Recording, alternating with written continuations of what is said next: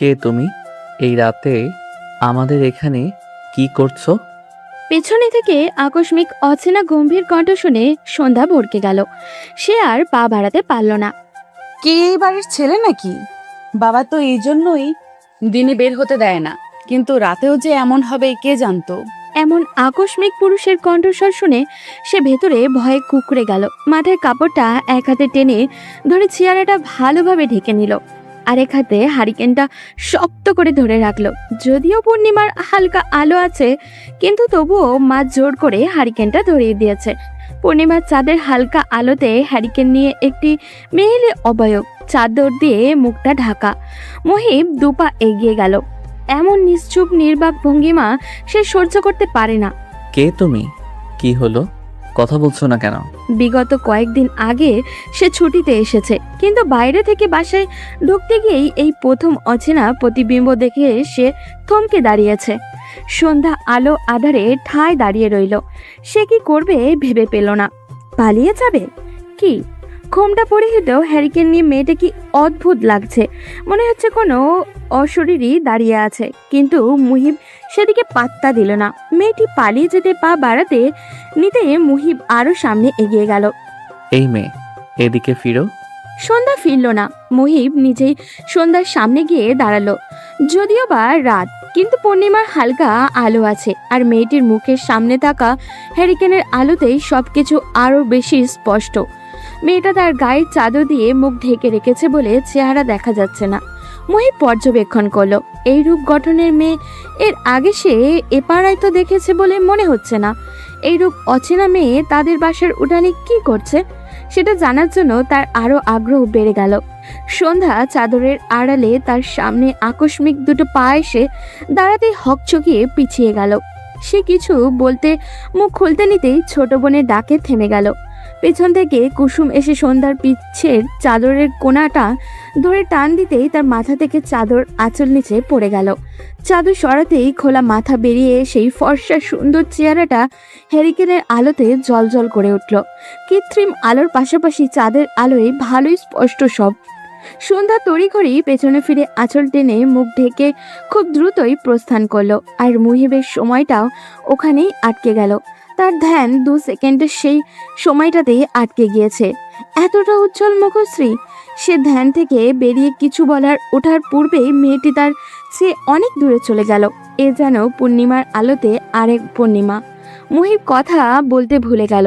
সে যেন এতদিন এমনই একটি মেয়ের অপেক্ষায় ছিল। বাড়ির উঠান পেরিয়ে ঘরের দরজার কাছে যেতেই যে ভয়টা সব সময় পায়, সেটাই হলো সন্ধ্যার। আব্বা চলে এসেছে। বারান্দার খাটে বসে আছে। উঁচু আওয়াজে সন্ধ্যার নাম ধরে বার দুয়েক হাঁক ছাড়ল। সন্ধ্যার ছোট বোন কুসুম তার আপার দিকে ভয়ার্ত দৃষ্টিতে তাকালো। সন্ধ্যা হ্যারিকেনটা নিভিয়ে দিয়ে ধীর পায়ে ঘরের কাছাকাছি এগিয়ে গেল। ততক্ষণে সন্ধ্যার মা জোহরা ঘর থেকে গ্লাস ভরে পানি নিয়ে স্বামীর সামনে দিল। সন্ধ্যা কই? জোহরা শান্ত স্বরে উত্তর দিল, ঘরে আছে। আমি ডাকতাছি তবুও আসতেছে না কেন? জোহরা জানতো একটা না একটা খুঁত বের করবেই, তাই সে চুপচাপ রইল। সন্ধ্যা ধীর পায়ে ঘরের বারান্দার কাছে এগিয়ে গেল। সে কুসুমকে কিছু একটা ইশারা করতেই কুসুম ধীর পায়ে বাবার পাশে গিয়ে বসলো। এই সুযোগে সন্ধ্যা দ্রুত পায়ে বাবার পেছন দিয়ে ঘরে ঢুকে গেল। ঘরে ঢুকতেই সে স্বস্তির শ্বাস ফেলে চুলার কাছে এগিয়ে গেল। ও একটু কাজ করছে, রান্না চড়িয়েছি তাই। তোমাকে মামের এই শুদ্ধ শুদ্ধ বয়ানগুলো আমার লগে কইবে না তো। আর এই মেয়ের আমার অবাধ্য কবে থেকে হইল? ডাকতাছি তাও আসতেছে না। ও চুলার কাছে তাই। আর তুমি তো ওকে সব সময় ঘরবন্দি করে রাখো। তুমিই তো বারান্দায় আসা বারণ করে দিয়েছো। জোহরার কথাগুলো বলতে দেরি, কিন্তু গালে সজোরে একটা থাপ্পড় পড়তে দেরি হলো না। জোহরা গালে হাত দিয়ে স্বামীর মুখ পানে চেয়ে দাঁড়িয়ে রইল। হাতে থাকা গ্লাসটা মাটিতে গড়িয়ে পড়ল। পুরুষের শক্তপোক্ত হাত স্বাভাবিকভাবে গালে আঘাত লাগবে, কিন্তু এটা অনেক রাগ থেকে দিয়েছে বিধায় ব্যথা একটু বেশি অনুভব হচ্ছে। সে চোখ মুখ খিচে ব্যথা সংবরণ করার চেষ্টা করলো। ব্যর্থ হতে গিয়েও তিনি সামনে নিলেন। তার শক্ত থাকা লাগবে। বাবার এমন কার্যকলাপ দেখে কুসুম দ্রুত দৌড়ে গিয়ে বই নিয়ে পড়তে বসলো। মাটিতে স্টিলের গ্লাসটা পড়ে দীর্ঘক্ষণ ধরে ঝনঝন শব্দ তুলেছে। জোহরা সেদিকে তাকালো। তোমার মাইয়া তোমার এইসব দেখাই তো বেয়াদব হইব। আর আমার মাইয়া আমি জানবো তাকে কিভাবে রাখতে হইব। জোয়ান মাইয়া কখন তো যায় না। জোহরা আর চুপ থাকতে পারল না। সেও সামান তালে বলে উঠল, কেন, তোমার ঘটনার পুনরাবৃত্তি হবে বলে ধারণা করছো নাকি? চিন্তা করো না, যুগ পাল্টিয়েছে। সবাই তোমার মতন একটা মেয়েকে জোর করে বিয়ে করবে না। অনিস মিয়া তেড়ে এলো। জোহরা ভয় পেল না। তিনি জানেন সে মারবে না, কারণ আর যাই হোক না কেন আনিস তাকে ভালোবাসে, এটাই সত্যি।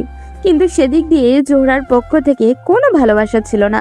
এমন না যে এত বছরও তার সংসারের প্রতি মায়া আসেনি, তার মায়া আছে, কিন্তু তার ঘটনার পুনরাবৃত্তি ভয় তার স্বামীকে পেতে দেখে আরও রাগ ওঠে। সবাই কি তার মতো নাকি যে তার স্থান ভুলে যাবে?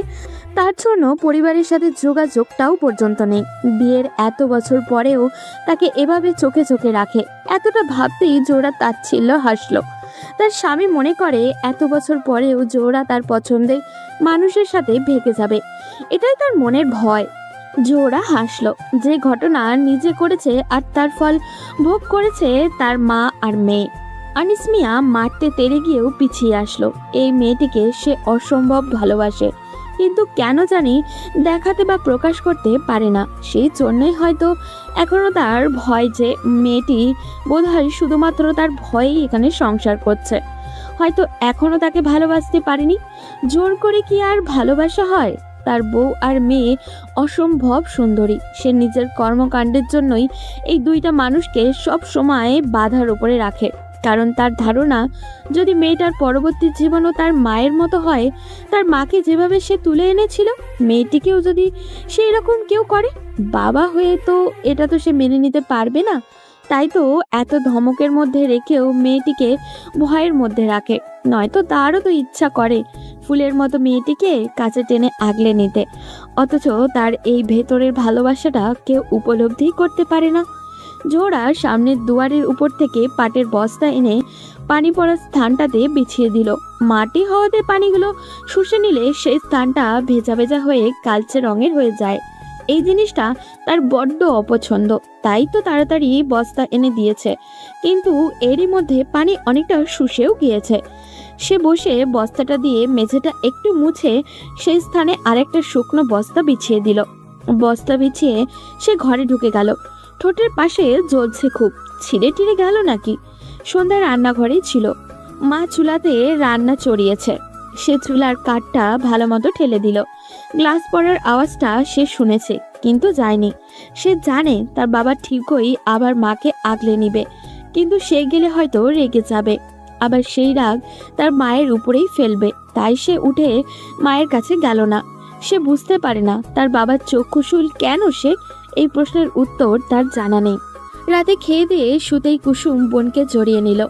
সন্ধ্যা আলো আধারের মাঝে এক নজর বোনের দিকে তাকিয়ে জড়িয়ে ধরা হাতটার উপরে হাত রাখলো। হ্যারিকেনের আলো নিভু নিভু করছে, হয়তো জ্বালানি ফুরিয়ে আসছে। আপা, ঘুম আসছে না। সন্ধ্যা বোনের দিকে পাশ ফিরে বোনকে আগলে নিল। কুসুমের মাথায় চুলে হাত বুলাতে বুলাতে বলল, এবার ঘুম আসবে, ঘুমিয়ে পড়। আপা, একটা গল্প বলো না। কিসের? জিজ্ঞাসা করতেই কুসুমের মন নেচে উঠল। তার মানে আপা আজ গল্প শোনাবে? তোমার যেটা ভালো লাগে। আমার তো রূপকথা পছন্দ। তাহলে সেটাই বলো। বলেই কুসুম ফিরল বোনের দিকে। সন্ধ্যা রূপকথার সাগরে হারিয়ে গেল। তারও ইচ্ছা করে রূপকথার রাজকন্যাদের মতো করে মুক্ত পাখির মতো বিচরণ করতে। তারপর একটা সময় কোনো এক রাজপুত্র এসে ভালোবাসার চাদরে মুড়িয়ে নিয়ে যাবে। সন্ধ্যা হাসলো। এসব কি ভাবছে সে? রূপকথার জীবন কি কোনোদিনও ও মানুষ পায়? বেশ কিছু সময় পরে সে গল্প শেষ করে পাশ ফিরতে গিয়েই খেয়াল করলো কুসুম তাকে জড়িয়ে ধরা অবস্থায় ঘুমিয়ে পড়েছে। সন্ধ্যা হেসে বোনকে আরও আগলে নিল। পাশ ফিরে হ্যারিকেন বন্ধ করতে নিতেই অনুধাবন করলো তাদের বাড়ির পেছনে কেউ হয়তো হাঁটছে। সন্ধ্যার মনে মনে আওড়ালো, এত রাতে পেছনে মানুষ? সে পাত্তা দিল না। বাড়ির আশেপাশে ইদানিং মানুষের আনাগোনা বেড়েছে। কি জানি, হয়তো শীতের রাত, তাই চোরের উপদ্রব বেড়েছে। সন্ধ্যা কুসুমকে ডিঙিয়ে হ্যারিকেন নিভিয়ে বোনকে জড়িয়ে ধরে শুয়ে পড়ল। রাত গভীর থেকে গভীরতর হচ্ছে, কিন্তু তার চোখে ঘুম ধরা দিচ্ছে না। চারিদিক থেকে নীরব রাতের ঝিঝি পোকার ডাক ভেসে আসছে। তার ইচ্ছে করলো এক দৌড়ে বাইরে গিয়ে এই নিশ্চুপ পরিবেশটা উপলব্ধি করতে। তার মাঝে মাঝে ইচ্ছে হয় মুক্ত পাখির মতো অন্যদের মতো করে বাইরে বিচরণ করতে, কিন্তু বাবার কড়া নিষেধ, সে পেরে ওঠে না। মাঝে মাঝে বনের উছিলায় বের হওয়া হয়। এই তো যেমন আজকে রাতেও সে বের হয়েছে। কুসুমের জন্য সে নিজেও একটু খোলা বাতাস গায়ে লাগাতে পেরেছে। হোক না রাত, তবুও তো সুন্দর অনুভূতি তো পেল। এসব ভাবতেই সেই কণ্ঠস্বরটা কথা মনে পড়ে গেল। এই প্রথম কোনো পুরুষের কাছাকাছি অবস্থান করেছিল সে। মুহিব নড়ে চড়ে বেশ কিছুক্ষণ ঘুমানোর চেষ্টা করলো, কিন্তু ঘুম যেন আজ তার সাথে আড়ি করেছে।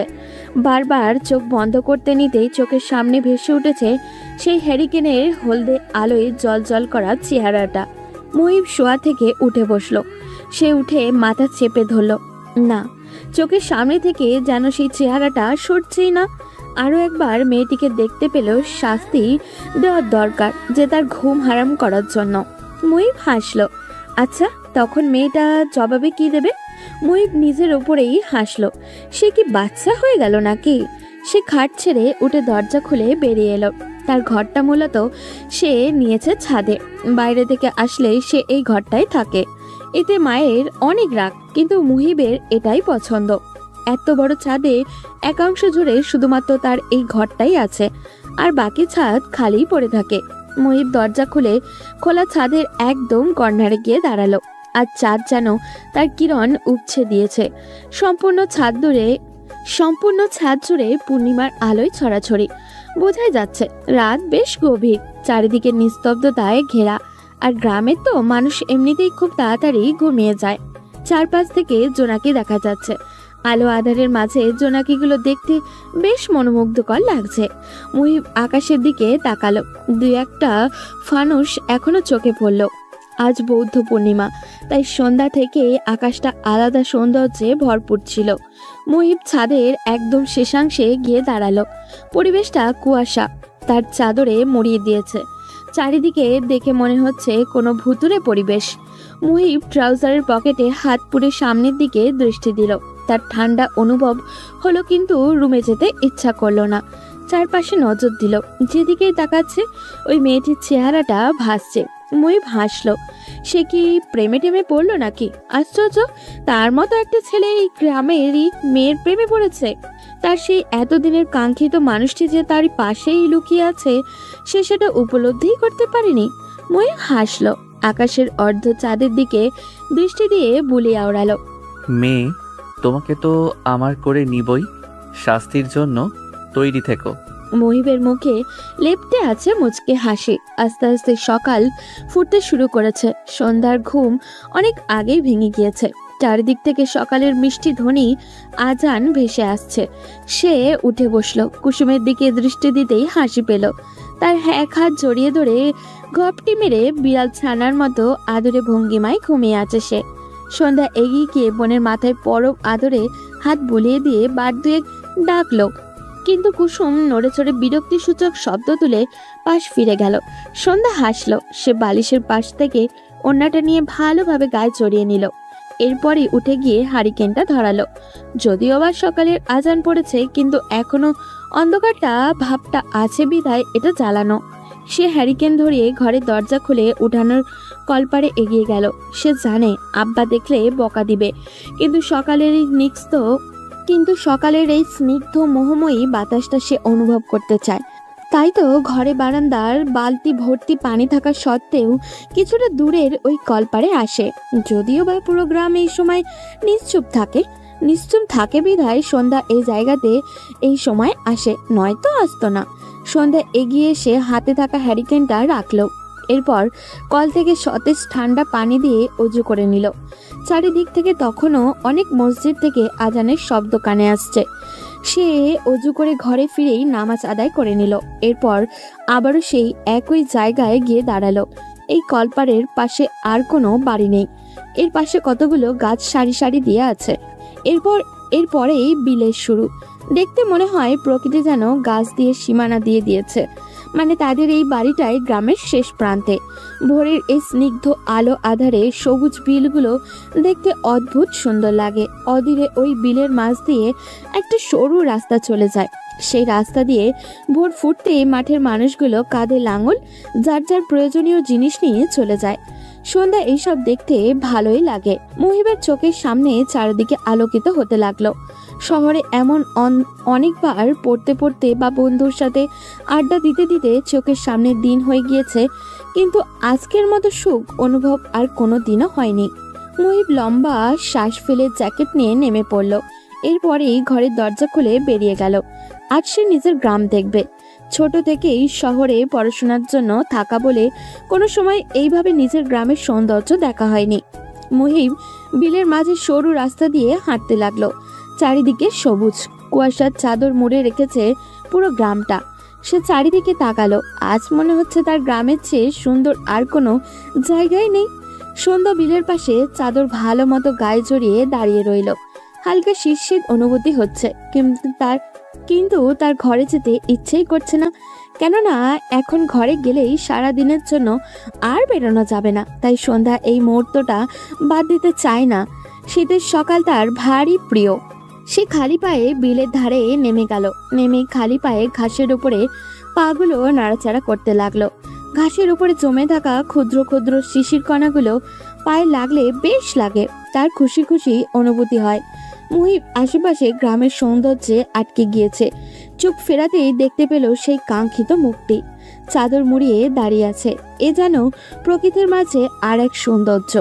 মুহিব উৎফুল্ল হয়ে উঠল। আজকে সকালটি এত সুন্দর। মুহিবের খুশি যেন উপচে পড়ছে। সে এগিয়ে যেতে নিলেই মেয়েটি খেয়াল করলো, হুড়মুড়িয়ে মাথাটা চাদর দিয়ে ঢেকে ফেললো। এরপর তড়িঘড়ি করে বিস্তীর্ণ উঠোনটা ডিঙিয়ে দোচালা ঘরটাতে ঢুকে গেল। মুহিব অদূরে থাকতে টেক্কা দিয়ে উঠতে পারল না, কিন্তু খুশি হলো। যাক, মেয়েটির ঘর তো তাদেরই পাশে। সে আর এগিয়ে গেল না। অদূর থেকে এই ঘরের দরজার দিকে তাকিয়ে বুলি আওড়ালো। পেয়ে গিয়েছি, এইবার তো আর ছাড়বো না। মুহিব যেখানে দাঁড়িয়েছে সেখানের দূর থেকে দোচালা ঘরটি একদম চুনোপুটির মতো মনে হচ্ছে। সে হাসলো, পেল তো সান্নিধ্য। সন্ধ্যা দ্রুত ঘরে ঢুকে স্বস্তির শ্বাস ফেলল। আজ তো সব ভুলে একদম বিলের কাছেই নেমে পড়েছিল। বাবা দেখলে বোধহয় একেবারের জন্যই বন্দী হয়ে যেত। সে দক্ষিণের জানালা দিয়ে উকি মেরে দেখতেই আটকে উঠল। ছেলেটি দাঁড়িয়ে আছে, কিন্তু কেন? ছেলেটিকে দেখেই বোঝা যায় শহুরে আর বড় ঘরের। তা ভাবতেই মনে পড়ল, চেয়ারম্যানের ঘরের উঠোনে তো দেখেছিল কাল। তাহলে কি সে চেয়ারম্যানের কেউ? কিন্তু এত ঠান্ডা শীতের মাঝে উনি এভাবে দাঁড়িয়ে থাকেন কেন? সন্ধ্যা খারাপ লাগলো। এত বড় ঘরের হয়ে এত শীতের মাঝে উনি এইভাবে বিলের ধারে দাঁড়িয়ে থাকেন? সন্ধ্যার মনে খারাপ লাগা কাজ করলেও একদিকে কেন জানি ভালোই লাগে। মুহিবের এমন কর্মকাণ্ডের সূত্র কিছুটা আন্দাজ করতে পেরে সন্ধ্যার কিশোরী মনে ব্যাপকভাবে আনন্দের দোলা লাগলো। এভাবে বেশ কয়েকদিন কেটে গিয়েছে। মুহিব এখন প্রতিদিন নিয়ম করে ভোরে বিলের ধারে দাঁড়িয়ে থাকে। মুহিবের মা বেজায় রাগ করেন। তিনি বারবার বলেন ঠান্ডার ভেতরে এভাবে প্রকৃতি দেখতে না যেতে, কিন্তু মুহিব মানে না। এটা এখন তার রুটিন হয়েই দাঁড়িয়েছে। প্রতিদিনকার মতোই মুহিব আজ আর বিলের ধারে দাঁড়ায়নি। মেয়েটা ইদানিং বের হয় না তেমন। মুহিব বুঝতে পারে না মেয়েটার বের না হওয়ার কারণ কি। সে নিজে মুহিব কিছু একটা ভেবে আজ একটু আড়ালের জায়গায় দাঁড়িয়েছে। মুহিবের ধারণা অনুযায়ী সন্ধ্যা আজ উঠানে এসেছে। সে উঠান পেরিয়ে বিলের ধারে এসে দাঁড়ালো। একটু উকি দিয়ে দেখলো, না, আজ আসেনি। সন্ধ্যার মন খারাপ হলো, কিন্তু তার তো খুশি হওয়ার কথা। মুহিব ধান ক্ষেতের মাঝখানে থেকে বেরিয়ে আগের জায়গা হিসেবে সরু রাস্তাটিতে উঠে এলো। তা দেখেই সন্ধ্যা আটকে উঠল। সন্ধ্যার এমন ধরা পড়ার মুখভঙ্গিমা দেখে মুহিব হাসলো। আজ মেয়েটি ফুল হাতা জামার সাথে ওড়না দিয়ে মুখ ঢেকে আছে। কে জানে এই ওড়নার আড়ালে এত সুন্দর একটি চেহারা লুকিয়ে। কিন্তু সেই সৌভাগ্যবান যে কেউ হতে পারে না, তা হয়েছে মুহিব। সে খুশি হলো। যাক, তার অর্ধাঙ্গিনীকে আর কেউ দেখেনি। সন্ধ্যা ধরা পড়ে দ্রুত গতিতে উঠান ডিঙিয়ে ঘরে ঢুকে গেল। তা দেখে মুহিব হেসে দিল। আনিস মিয়া আজ শহুরে কাজে যাবে। তিনি মূলত মালামালের জন্যই চান। কয়েকদিন ওখানে অবস্থান করেন। বাবা গেলে সন্ধ্যার নিজেকে মুক্ত পাখির মতো স্বাধীন মনে হয়। সন্ধ্যার মা জোহরা স্বামীকে বিদায় দিয়ে দরজার কাছে আসতেই আনিস মিয়া তাকালো। তিনি তার স্ত্রী জোহরাকে বিলের ধারে দাঁড়িয়ে থাকা ছেলেটার দিকে ইঙ্গিত দিল। এই পোলাটারে দেখতাছো? জোহরা স্বামীর ইঙ্গিত অনুসারে তাকিয়ে সম্মতি দিল। পোলাটা কয়েকদিন ধইরা এই জায়গায় এই সময়ে এই ভোরে শীতের ভেতর দাঁড়াই থাকে। থাকতে পারে, দেখতে তো মনে হচ্ছে শহরে, হয়তো প্রাকৃতিক দেখে। স্ত্রীর জবাবে আনিস মিয়া অসন্তুষ্ট প্রকাশ করে বলল, সব সময় তেরা তেরা জবাব দিবা না তো, তুমি চিনবার পারছো না? জোহরা ভালোভাবে তাকানোর চেষ্টা করলো।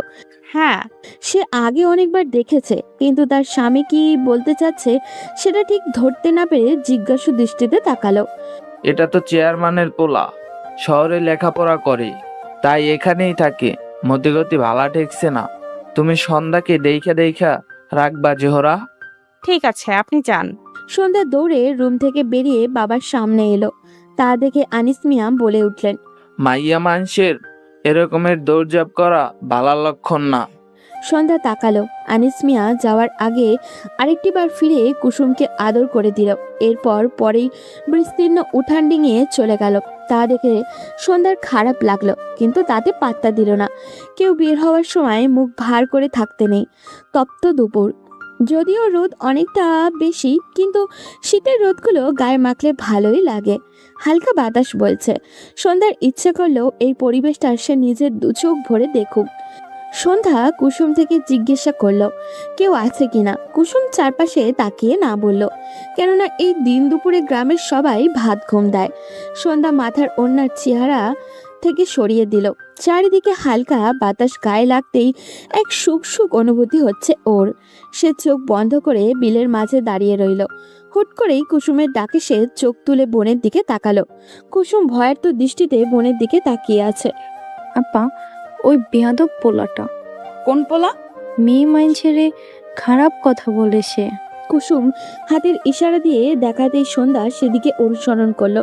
বিলের অদূরে রাস্তার ওখানে দলটা বসে আছে। দলের প্রধান হচ্ছে হারুন।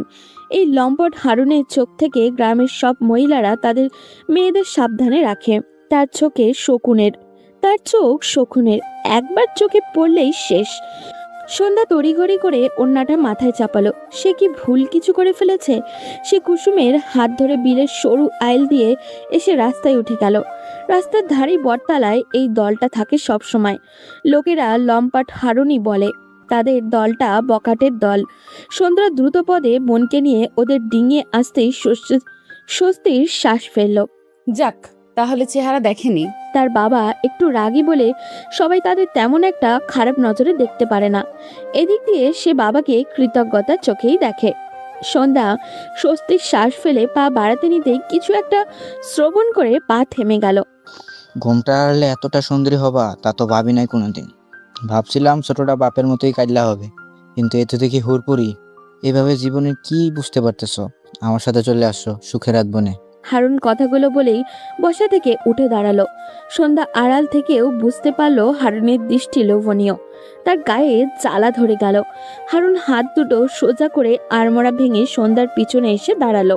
সন্ধ্যা দ্রুত পা চালাতে নিতেই হারুন তার দলের বাকিদের ইশারা করে বলল, দেখছোস আনিস মিয়া কি পাল্টাছে?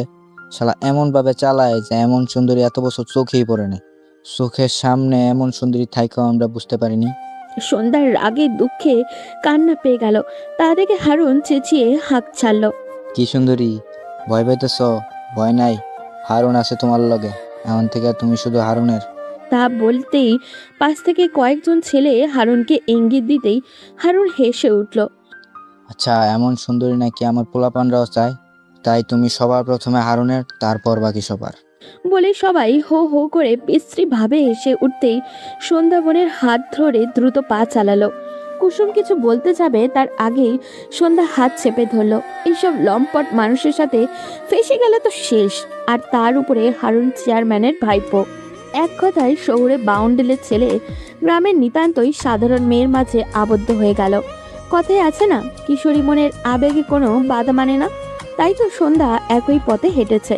হাজার শিকলের মধ্যেও বাধা থেকেও সেও মনের অজ্ঞানে কিশোরী মনটা প্রাধান্য দিয়েছে, যেটা সে চায়নি। তবে হয়তো তাদের এই পথছালা লেখা ছিল, তাই তো না চাইতে দুজন মানবী পার্শ্ব কিছু চিন্তা না করেই নিজেদের মনকে এক অবৈধ বন্ধনে আবদ্ধ করে ফেলল। সন্ধ্যা এপাশ ওপাশ পাশ ফিরল। হ্যারিকেনের হলদে মিটমিটে আলোয় সন্ধ্যার ঠোঁটে হাসি লেগে আছে। মুহিবের কথা ভাবতে ভাবতেই চোখের পলকে মাঝ রাত হয়ে গেল। কেন জানি ছেলেটার কথা ভাবতে গেলেই তার মুখে হাসি ফুটে ওঠে। হয়তো কেউ একজন তাকে এতটা প্রাধান্য দেয় সেটা ভেবেই। সন্ধ্যা ঘুমন্ত কুসুমের দিকে একবার তাকালো।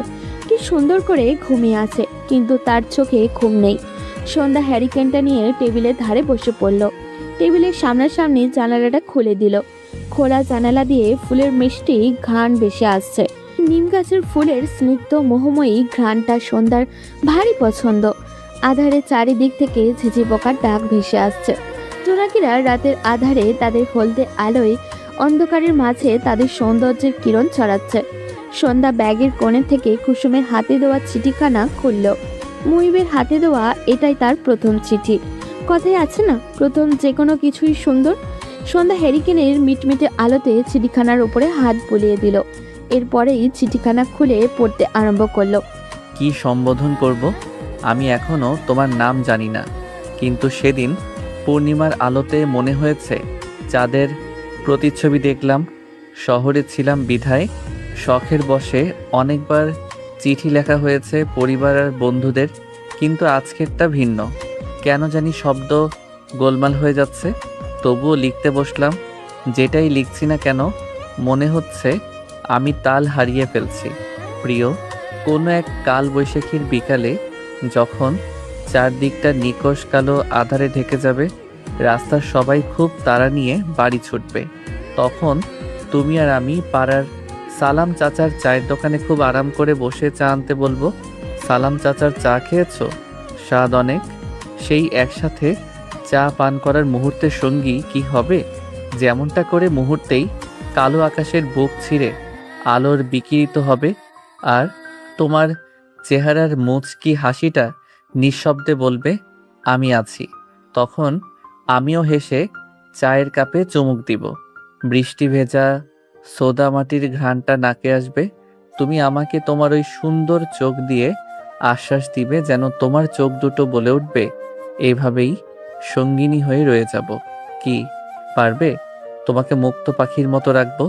কোনোদিন কি সেই সময়টাতে এভাবে স্বাধীনভাবে বৃষ্টি ভেজা সোদা মাটির গন্ধ নিয়েছ?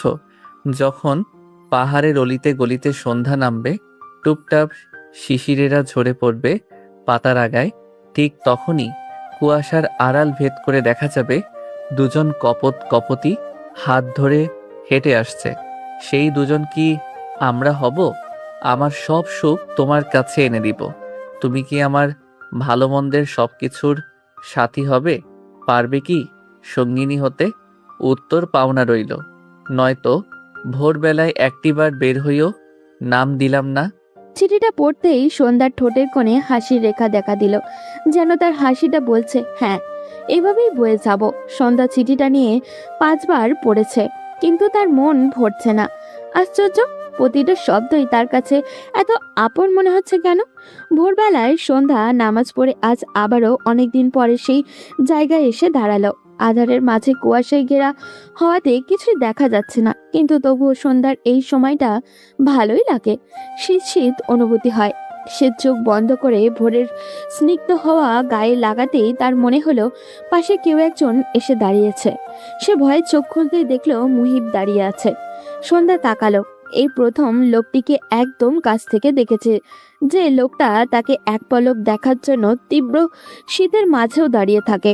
এতটা গুরুত্ব তাকে কেউ কোনোদিনও দেয়নি, তাই এত মায়া অনুভব হয় তার প্রতি। সন্ধ্যা ওড়না ভালো মতো চেপে সরে আসলো। সরেই আশেপাশে তাকালো। মুহিব হাসলো আর বলল, ভয় নেই, এই সময় কেউ থাকে না, তুমি জানোই। আপনি উত্তর পেয়েছি তাই এসেছি। এই ঠান্ডার ভেতরে এইভাবে এখানে দাঁড়ান কেন?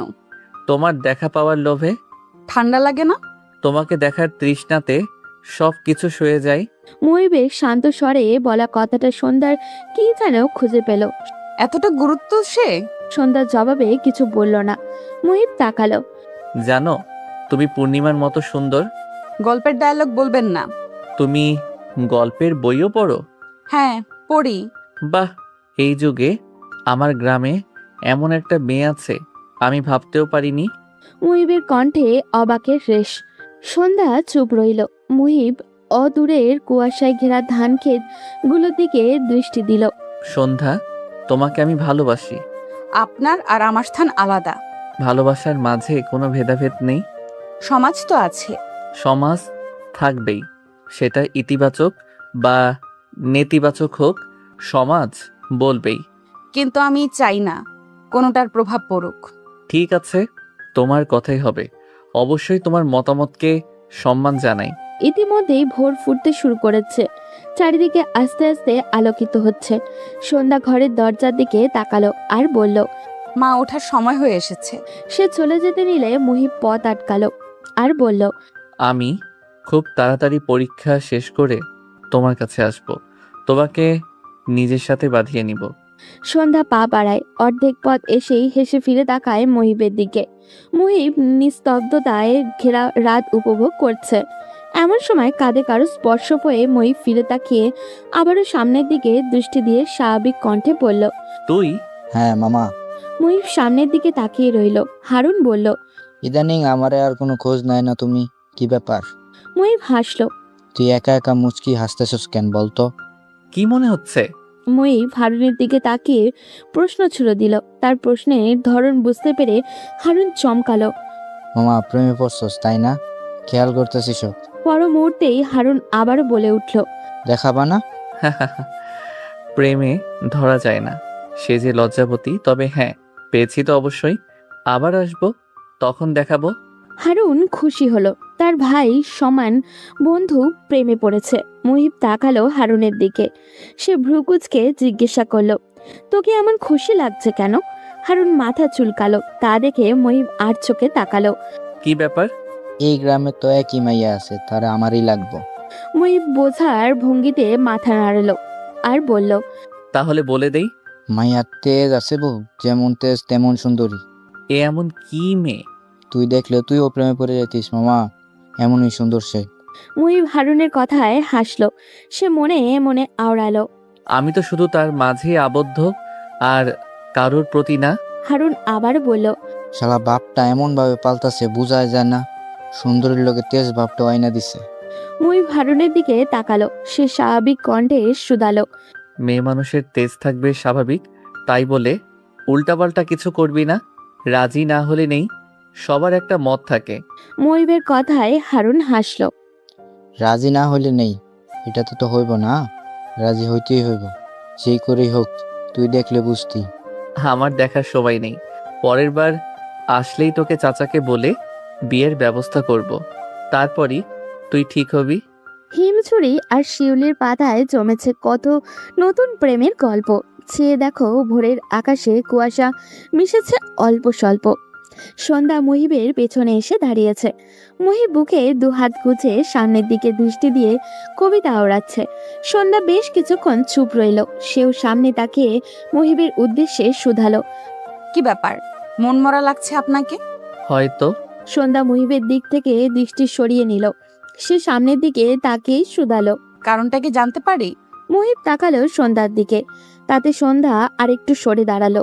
মুহিব তার উদ্দেশ্যে বলল, এই ধরো, তুমি কারণ। সন্ধ্যা ভরকে গিয়ে বলল। মানে আমি আবার কি করলাম? সন্ধ্যার ভরকানো দেখে মুহিব হাসলো আর বলল, ভয় নেই, গুরুতর অপরাধ নয় যে ফাঁসি হবে।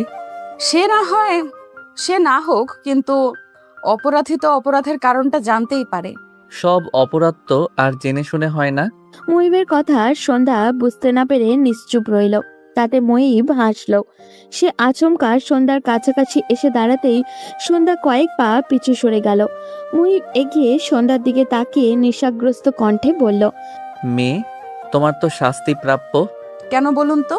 আমার ঘুম কেড়ে নিয়েছো তাই। এটা আবার অপরাধ নাকি? হ্যাঁ, আমার জন্য অপরাধ। আচ্ছা, শাস্তিটা কি? যাবজ্জীবন এবং সশ্রম কারাদণ্ড দিব। জেলার আপনি? হ্যাঁ, সেই দায়িত্ব আমি নিব। মানে? মানে আমার সাথে যাবজ্জীবন কারাদণ্ডে থাকতে। সশ্রম? হ্যাঁ, আমাকে ভালোবাসতে হবে। সন্ধ্যা হাসল। সে অদূরে আধারের মাঝে আকাশে অস্পষ্ট চারটার দিকে দৃষ্টি দিল। সে চোখ সরাতেই দেখতে পেল মুহিব হালকা আলোতেও তার দিকে তাকিয়ে আছে। সন্ধ্যা সরে দাঁড়ালো। এইভাবে চেয়ে আছেন কেন? আমার অস্বস্তি হচ্ছে। চোখ সরছে না যে? আমার কি দোষ? আকাশের দিকে চেয়ে দেখুন একবার, চাঁদটা কি সুন্দর। চাঁদই তো দেখছি। কি? একটা শুভ্র নিষ্কলুষ চাঁদ।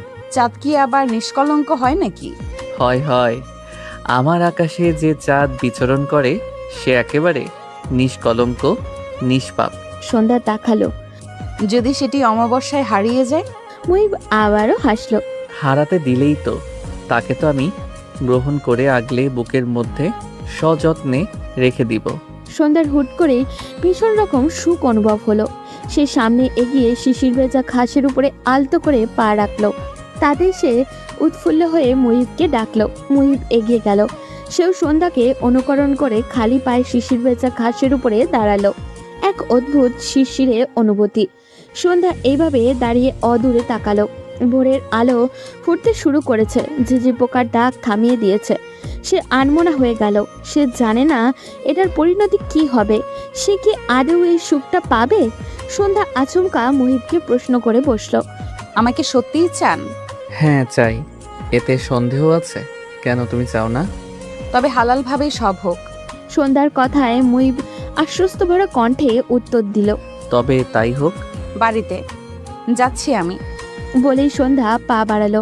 কিন্তু আমার যে শেষ বর্ষের পরীক্ষা বাকি, তারপর না হয় পাঠাবো প্রস্তাব। কিন্তু এতদিন সহ্য করব কিভাবে? আর কোনো পথ নেই। আপনি ততদিনে ভালো মতো পরীক্ষা শেষ করেন। ভালো থাকবেন। বিদায়টা এভাবে দিচ্ছ?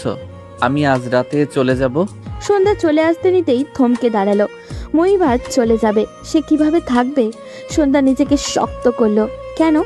মুহিব আসার আগে তো সে দিব্যি ভালো ছিল। এখনো সেভাবেই থাকবে, কিন্তু থাকবে কিভাবে? মুহিবের মায়াতে সে যে নিজেকে জড়িয়ে ফেলেছে, তাই তো মুহিবের দিকে আর তাকানোর সাহস পাচ্ছে না। যদি কান্না আটকাতে না পারে, সন্ধ্যা পিছু ফিরে তাকালো। মুহিব তার এদিকে জবাবের আশায় তাকিয়ে আছে। সে সামনে ফিরে জবাব দিল। আপনি ভালোভাবে পরীক্ষা দিয়েন, সহি সালামতে ফিরে আসবেন। অপেক্ষায় থাকবো। মুহিবের মন খারাপ হলো। সন্ধ্যা তাকে এভাবে বিদায় দিচ্ছে। সন্ধ্যার হুট করেই কঠিন হওয়াটা মুহিবকে প্যারা দিল। কি হয়েছে মেয়েটার হুট করে? ঠিক আছে, এই পরীক্ষাটা শেষ হোক, তারপর তোমার আমার মিল আর কেউ আটকাতে পারবে না সন্ধ্যা। প্রমিস করলাম। এসেই তোমার বাড়িতে প্রস্তাব দিয়েই নিজের সাথে বেঁধে নিব। সন্ধ্যা চলে যেতে যেতেই মুহিবকে কথাগুলো শুনে কান্নার মাঝেও মুচকি হাসালো। রাতে রওনা দিবে মুহিব। প্রতিবার এভাবে যাওয়ার সময় তার মন ভালো থাকে না, কেননা বহুদিন পরে আবারও বন্ধুদের দেখবে। কিন্তু এইবার কেন জানি খারাপ লাগা কাজ করছে। সে রুমে গিয়ে জানলা খুলে দিল। জানালার মুখোমুখি টেবিলে খাতা কলম নিয়ে বসে পড়ল। বেশ কিছুক্ষণ ভাবনা থেকে লিখে সে দরজা খুলে ছাদের কর্নারে গিয়ে দাঁড়ালো। মুগ্ধ চোখে শীতের কুয়াশা ঘেরা নিস্তব্ধ নির্জীব রাত দেখছে সে। আশ্চর্য, ইদানিং সবকিছু তার চোখে এত মনোমুগ্ধকর লাগছে কেন? পর মুহূর্তে বিদায়ের কথা মনে হতেই তার মনটা খারাপ হয়ে গেল। এই কয়েকদিন প্রতিটা দিন সন্ধ্যাকে নিয়ম করে দেখা তার অভ্যেস হয়ে দাঁড়িয়েছিল। এখন সেই মেয়েটাকে সে পুরো 2টা মাস চোখের দেখাও দেখতে পারবে না। থাকবে কিভাবে সে? মেয়েটা যে তাকে এক অদৃশ্য মায়াতে জড়িয়ে নিয়েছে। একটু ছুঁয়ে দেখার তৃষ্ণা তাকে এই 2 মাস গুমড়ে গুমড়ে খাবে। সন্ধ্যা তাকে ছাড়া ভালো থাকবে তো, নাকি সন্ধ্যাও তারই মতো অপেক্ষায় দিন কাটাবে? মুহিব অদূরে দৃষ্টি দিয়ে বুলি আওড়ালো। মন খারাপ করো না, আমি পরীক্ষাটা শেষ করেই ফিরে আসব তোমার কাছে। এসেই নিজের সাথে বেঁধে নিব। বিড়বিড় করে কি করতেছস? মুহিব ফিরে তাকালো। হারুনকে দেখতে পেয়ে আবারও সামনে দৃষ্টি দিল।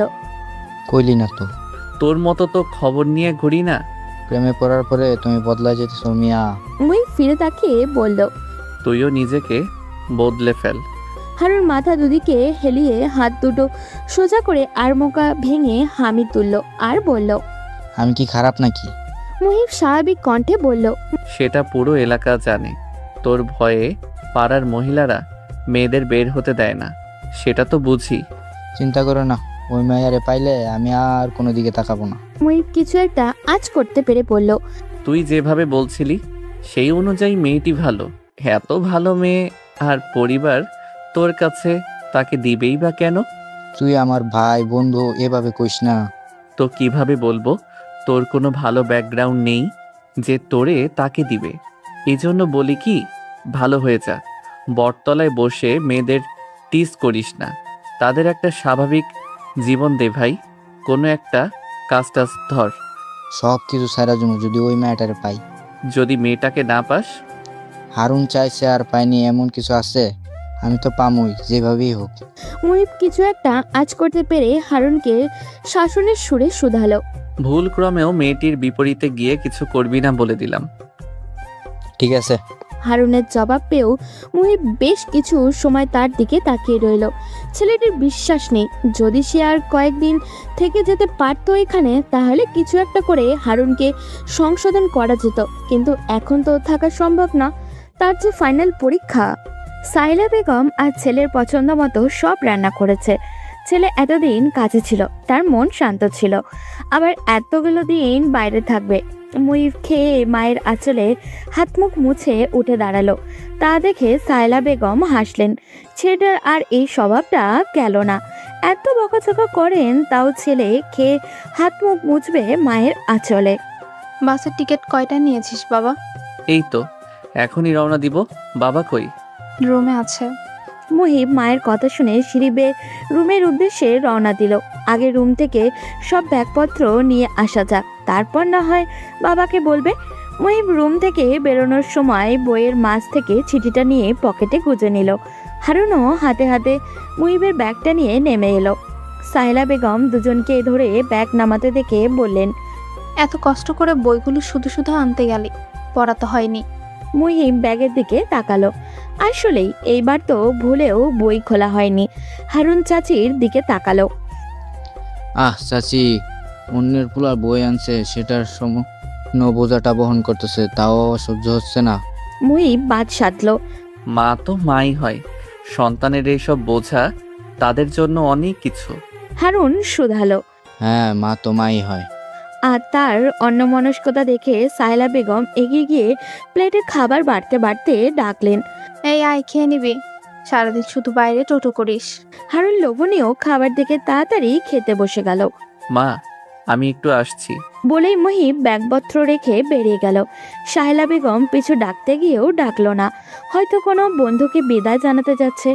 সন্ধ্যার রাতে ঘুম আসছে না, সে ছটপট করে উঠে বসে পড়ল। কি আশ্চর্য, আগে সে শোবার সাথে সাথেই ঘুমিয়ে পড়তো, ইদানিং একদমই আসছে না ঘুম। মুহিবের মতো তারও ওই একই রোগে ধরল নাকি? সন্ধ্যা হাসলো। না, এই রোগে শান্তি আছে, খুব শান্তি আছে। নিজেকে সুখী সুখী মনে হয়। সে হ্যারিকেন নিভাতে গিয়েও মনে হলো তাদের ঘরের আশেপাশে কেউ হাঁটছে। সে পাত্তা দিল না, কিন্তু পর মুহূর্তে কে যেন ভেবে শোয়া থেকে উঠে পড়ল। হ্যারিকেনের নিভু নিভু আলোতে জানলার ধারে এগিয়ে গেল। জানলা খুলতেই দমকা হাওয়া এসে গায়ে অদ্ভুত শিহরণ বয়ে গেল। তার ভাবনায় সত্যি হলো, মুহিব এসেছে। সন্ধ্যা জানালা খুলতেই মুহিবের চড়া হাসি চোখে পড়ল। সন্ধ্যা সতর্ক চোখে মায়ের রুমের দিকে একবার পিছু ফিরে তাকালো। এরপর সাবধানী কণ্ঠে ফিসফিসিয়ে বলল, আপনি? হ্যাঁ আমি। ঘুমাওনি এখনো? আমার কথা ভাবছো বুঝি? আপনার কথা কেন ভাববো? আজে বাজে বকবেন না। জানি জানি। সন্ধ্যা বারবার পিছু ফিরে তাকাচ্ছে। সে মুহিবের দিকে তাকিয়ে শুধালো, এত রাতে? আমি এখন চলে যাব সন্ধ্যা, একেবারে 2 মাস পরে আসবো। সন্ধ্যার বুক ধরফর করে উঠল। তার কান্না পেয়ে গেল। মুহিবকে সে আর 2 মাস দেখবে না? কিভাবে থাকবে ও? মুহিব সন্ধ্যার চেহারা দেখে আজ করতে পারল।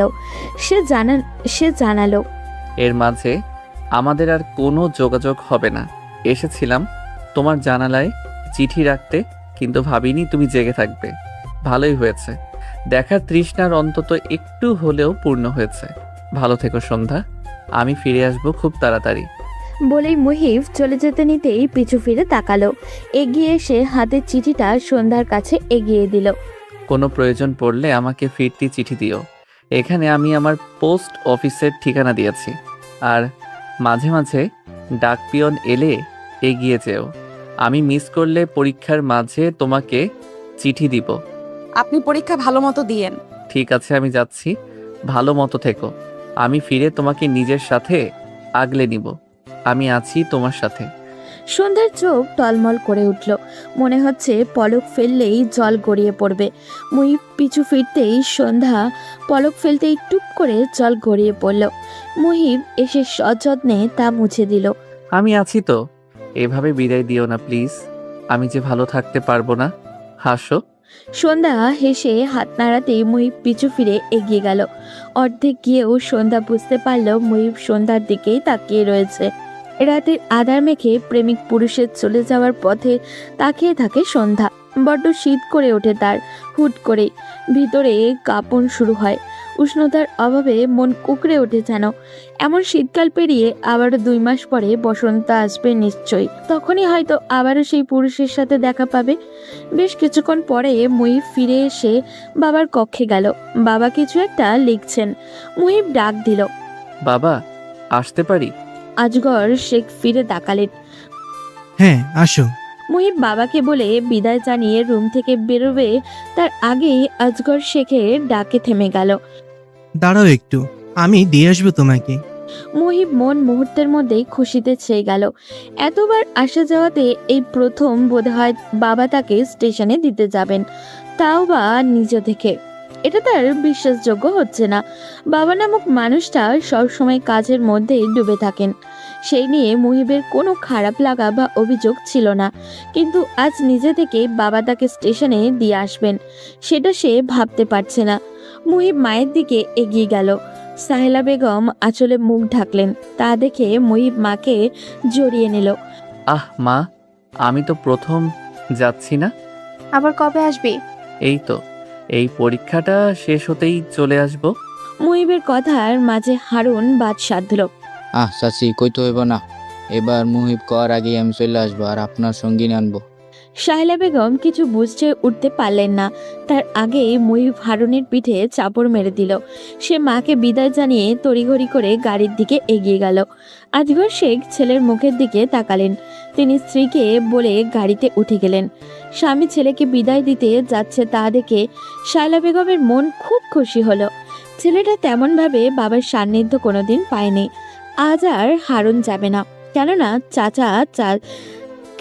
চাচা যাচ্ছে। মুহিব গাড়িতে উঠে হারুনকে শাসালো যেন ওই ব্যাপারে কোনো ভুল কিছু না করে। হারুন আশ্বস্ত দিলে মুহিব গাড়িতে উঠে পড়তেই আজগর শেখ গাড়ি ছেড়ে দিলেন। তিনি আজ নিজে ড্রাইভ করবেন। বাপ ছেলের মাঝে কেউ ঢুকুক তা তিনি চাচ্ছেন না। আজগর শেখ গাড়ি চালাচ্ছেন। শুনশান গ্রামের নীরব নিস্তব্ধতায় ঘেরা নির্জীব রাস্তা দিয়ে গাড়ি এগিয়ে যাচ্ছে। মুহিব বাইরে তাকিয়ে আছে। তার সন্ধ্যার কথা খুব মনে পড়ছে। 2টা মাস সে কিভাবে থাকবে মেয়েটাকে ছাড়া। সন্ধ্যাকে মনে পড়ছে ভীষণ। আরেকবার দেখা যেতে পারলে তার মন ভরত, কিন্তু তা তো আর সম্ভব না। মেয়েটিকে দেখার তৃষ্ণা তার সারা জীবনেও মিটবে না হয়তো। সর্বোপরি এইবারে পরীক্ষাটা কেমন হবে সেটাও সে ভাবতে পারছে না। আজগর শেখ ছেলের দিকে তাকালেন। ছেলেকে বাইরে অন্যমনস্কভাবে তাকিয়ে থাকতে দেখে তিনি চোখ সরিয়ে নিলেন। তিনি নীরবতা কিভাবে ভাঙবে সেটা ভাবছেন। আশ্চর্য, এলাকার এত বড় নামধারী মানুষ হয়ে তিনি ছেলের সাথে কথা খুঁজে পাচ্ছেন না। এতটা দূরত্ব হয়ে গেল তাদের বাপ ছেলের মাঝে। বেশ কিছুক্ষণ কথা বলতে চেয়েও তিনি কথা খুঁজে পেলেন না। তিনি খাকারি দিয়ে গলা পরিষ্কার করলেন। এতে মুহিবের ধ্যান মগ্ন হলো। সে বাইরে থেকে দৃষ্টি সরিয়ে বাবার দিকে তাকালো। বাবা, আপনি কি কিছু বলবেন? হ্যাঁ, পরীক্ষা ভালো মতো দিও। মুহিব হ্যাঁ বোধক মাথা নাড়াতেই তিনি আবারও বলে উঠলেন, এটা তোমার পরীক্ষা শেষ না? হ্যাঁ। মুহিব জানে বাবা কথা বলতে চাইছে, তাই জানা কথাগুলো আবারও আওড়াচ্ছে। ভালো মতো দিও। এটার পরে তুমি যেটা ইচ্ছে সেটা করতে পারো। চাইলে বাবার ব্যবসাতে ঢুকতে পারো, আর না চাইলে কোন একটা চাকরিও করতে পারো। বাধা দিব না, তবে চাকরিতে ঢুকলেও আমার ব্যবসার দেখাশোনা করতে হবে। অভিজ্ঞতা সবকিছু নিতে পারো। জি। গাড়ি স্টেশনে পৌঁছে গিয়েছে। আজগর শেখ গাড়ি থামিয়ে নেমে পড়লেন। গাড়ির পেছনে তিনি নিজে গিয়ে ছেলের ব্যাগ নিয়ে এসে মুহিবকে দিলেন। বাস এসে পড়েছে। এখনো বেশ কিছু সময় বাকি আছে। 5 মিনিট দাঁড়াবে? মুহিবের পা থেমে গেল। সে আবারও পিছু ফিরে বাবার কাছে এগিয়ে গেল। আজগর শেখ ইতস্তত বোধ করলেন, কিন্তু ছেলেটাকে যে তিনি বড্ড ভালোবাসেন, এই ছেলেটার কষ্ট তিনি সহ্য করতে পারবেন না। মুহিব বাবার ইতস্তত ধরতে পারল না। সে শান্ত কণ্ঠে শুধালো, বাবা বলো, নির্দ্বিধায় বলো। আজগর শেখ ভরসা পেলে তিনি ছেলের দিকে তাকালেন। কাউকে ভালোবাসো? মুহিব চমকে তাকালো বাবার দিকে। ছেলের চমকানো দেখে আজগর শেখ নিজেকে নরম করে হাসার চেষ্টা করলেন।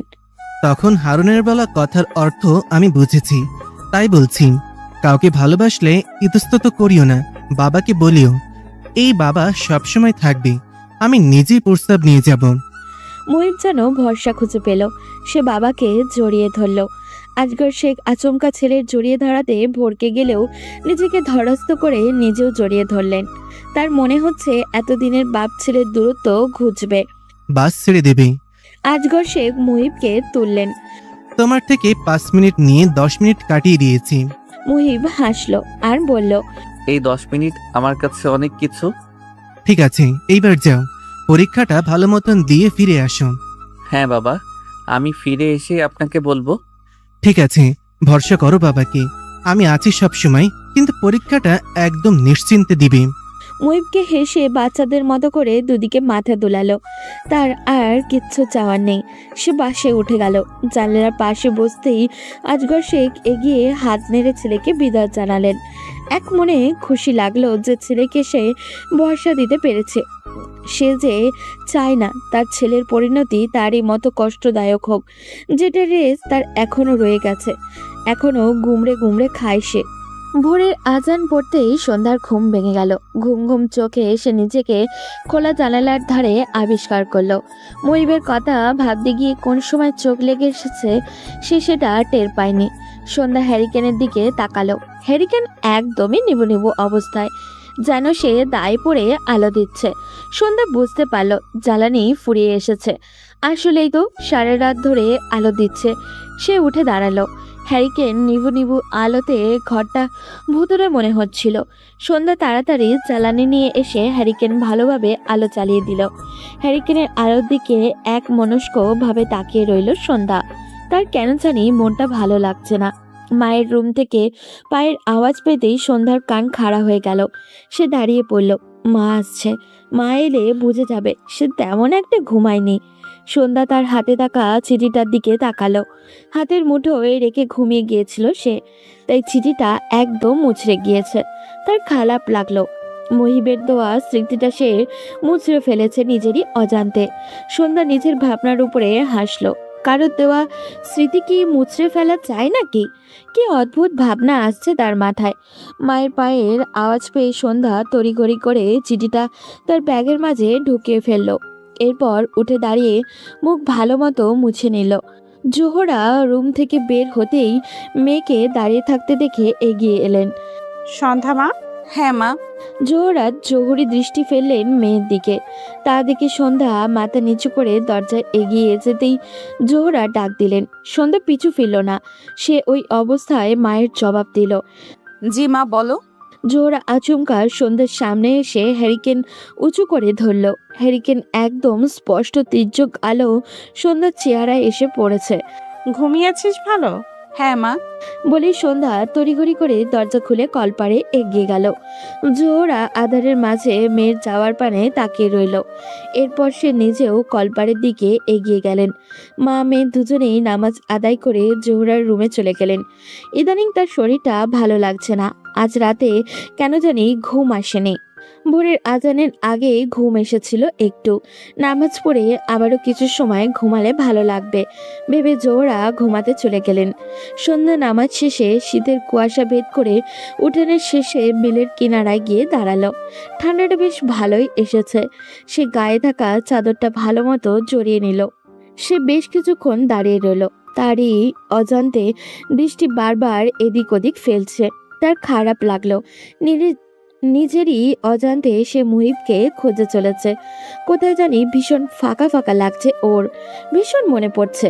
ভোর ফুটতেই শুরু করেছে, দূর দূরান্তে কিছু চোখে দেখা যাচ্ছে না, তার ভালো লাগছে না। সে ঘরে চলে গেল, রুমে গিয়ে দক্ষিণের জানালা খুলে জানালার ধারে বসে পড়ল। মুহিবের প্রথম প্রথম বিলের সরু রাস্তাটা দেখা যাচ্ছে, তার স্মৃতিটুকু মনে পড়ে গেল।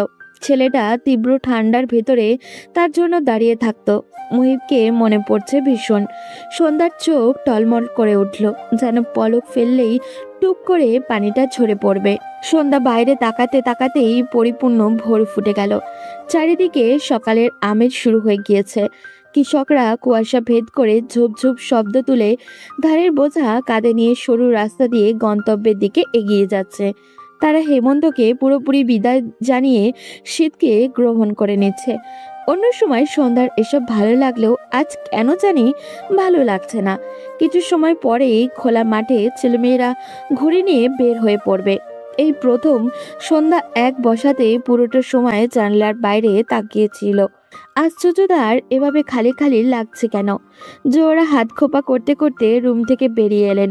আজ বেশ বেলা হয়ে গিয়েছে। তিনি মেয়েকে এভাবে জানলা দিয়ে অন্যমনস্কভাবে তাকিয়ে থাকতে দেখে এগিয়ে গেলেন।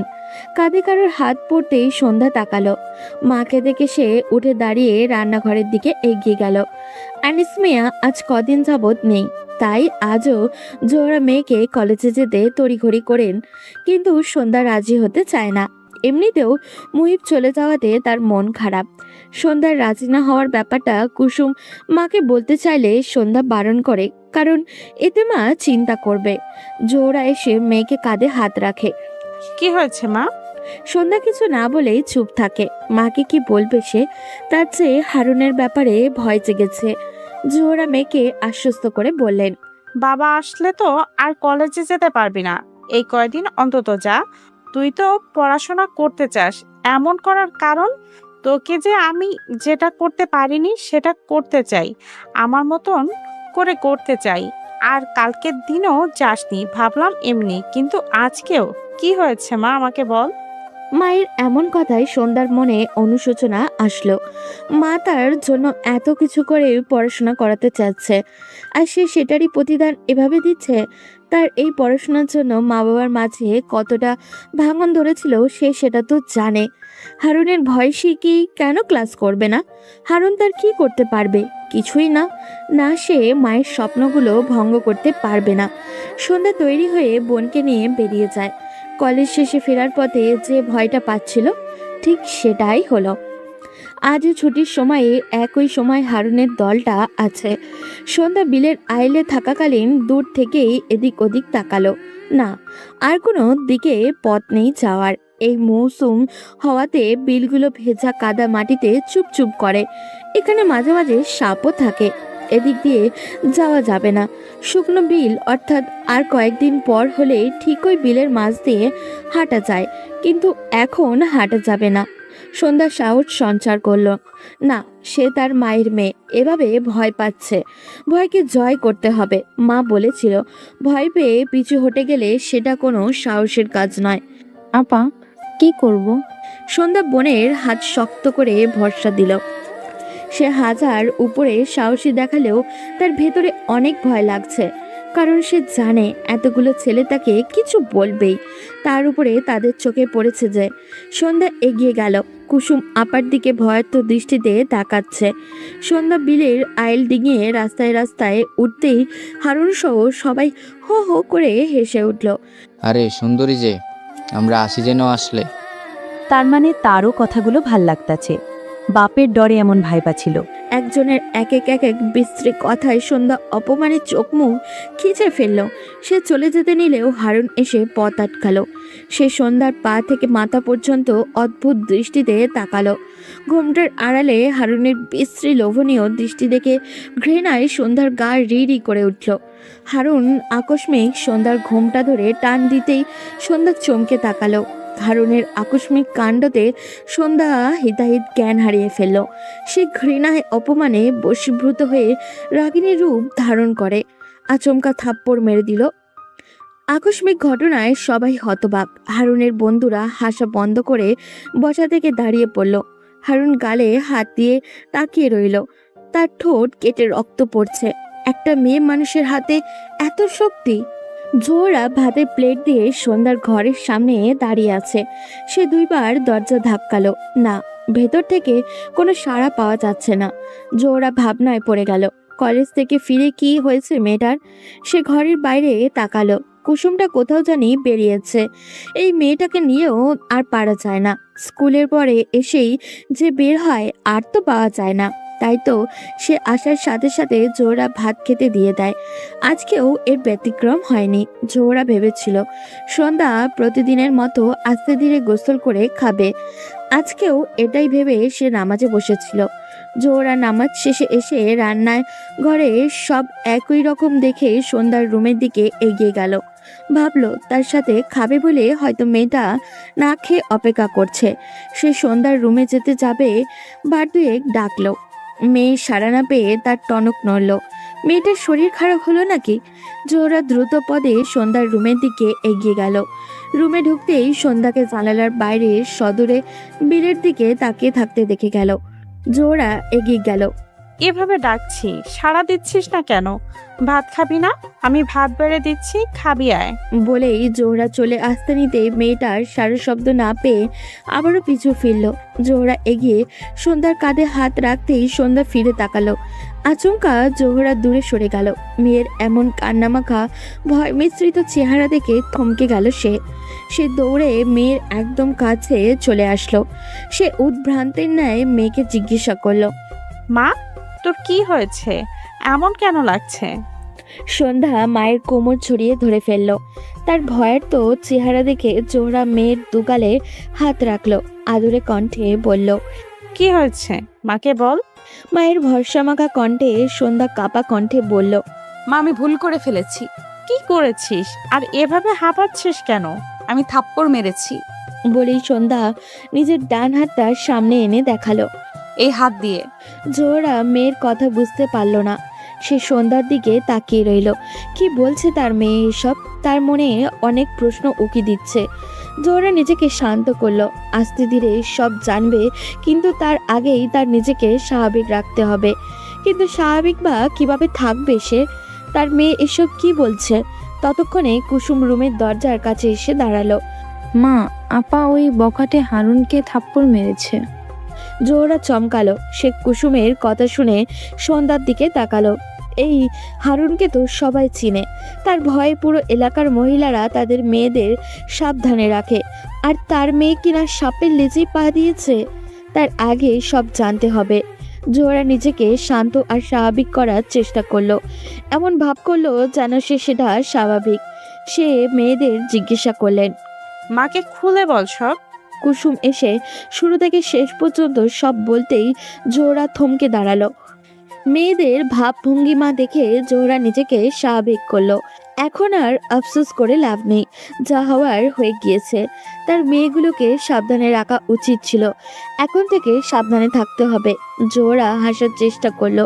এটার জন্য এমন করছিস? হ্যাঁ, এটা তোর উচিত হয়নি, কিন্তু ন্যায় করেছিস। অন্যায় তো কিছু করিসনি। ভয় পাস না, কিচ্ছু হবে না। তোর এই মা তোর পাশে আছে। জোহরার সান্ত্বনা পেয়ে সন্ধ্যা মাকে জড়িয়ে ধরল। সে মায়ের ভরসা পাচ্ছে, কিন্তু পরে যদি কিছু হয়। জোহরা মেয়েকে জড়িয়ে ধরে ভাবনায় ডুবে গেল। হারুন যদি এটার রেস ধরে কিছু করে বসে, কিন্তু কি বলবে সে? তার মেয়ে যে তার এই তেজি রূপটাই পেয়েছে। সে যে ভুলটা করেছিল সেটারই প্রতিচ্ছবি ভাসছে তার চোখে। জোহরা আটকে উঠল। না, এটা কি ভাবছে সে? এটা যে জীবনেও হতে দিবে না। সে বেঁচে থাকবে, এটা হবে না। জোহরা মেয়েকে বুকের মাঝে আঁকলে নিল। সন্ধ্যা মায়ের মুখে ছানার মতো করে ঢুকে গেল। মায়েদের গায়ে একটা অদ্ভুত ক্ষমতা থাকে, যেটাতে একটা সম্মোহিনী মায়া মেশানো আছে, যা মুহূর্তেই ভুলিয়ে দিতে দেয় সমস্ত যন্ত্রণা, হতাশা, যা হাজার ভুলের মাঝেও একটা পূর্ণাঙ্গ ভরসা দেয়। সন্ধ্যা ব্যতিক্রম নয়। সে মায়ের বুকে আরো জাপটে পড়ে কাঁদতে লাগলো। সে জানে তার সাথে মা আছে, কিন্তু কোথাও জানি তার ভয় হচ্ছে ভীষণ। হারুন পারে না এমন কোনো কাজ নেই। দিন পেরিয়ে রাত হলো। গভীর রাতে সন্ধ্যার মনে হলো তাদের ঘরের আশেপাশে কেউ আছে। সন্ধ্যা ভয় পেল। সে উঠে বসতেই জোহরা হ্যারিকেন নিয়ে রুম থেকে বেরিয়ে এলো। অন্যদিনের তুলনায় আজ জোহরার কান বেশি সজাগ হয়ে উঠেছে। সে বড় করে শব্দ করে ডাক দিল। কে ওখানে? জোহরার শব্দ পেয়ে ধূপ ধূপ শব্দ শোনা গেল। মনে হলো কেউ দৌড়ে পালাচ্ছে। জোহরা সন্ধ্যার মাথায় হাত বুলিয়ে ভরসা দিল। শুয়ে পড় মা।